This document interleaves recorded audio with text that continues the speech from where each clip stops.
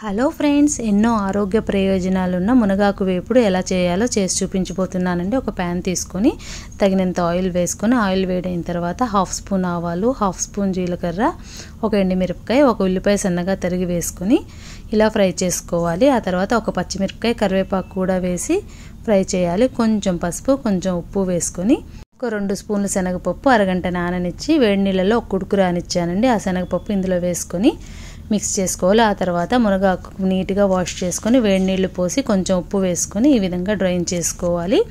ఆ వేడి నీళ్ళు పోసినందువల్ల మనకి మునగాకు కొంచెం బిటర్ టేస్ట్ అనేది తగ్గుతుంది. ఒకసారి మిక్స్ చేసుకొని 2 మినిట్స్ వరకు లిడ్ పెట్టుకుందామండి. కాస్త ఆకు మగ్గుతుంది. ఆ తర్వాత లిడ్ ఓపెన్ చేసి మరొకసారి మిక్స్ చేసుకుందాము. మునగాకులో ఎన్నో ఆరోగ్య ప్రయోజనాలు ఉంటాయి. సో మనం కొంచెం డైట్లో ఇది చేర్చుకుంటే చాలా మంచిది. కొంచెం నీళ్లు చల్లుకున్నానండి, ఎందుకంటే నీళ్లు చల్లినందువల్ల మనకి మునగాకు కాస్త మగ్గుతుంది. ఆ తర్వాత పచ్చి కొబ్బరి మిక్సీ పట్టుకొని వేసుకొని పచ్చి కొబ్బరి మొత్తం కలిసేలాగా మిక్స్ చేసుకుందామండి.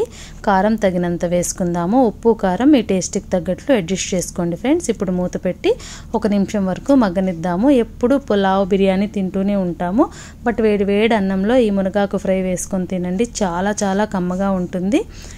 Try this once. Thanks for watching.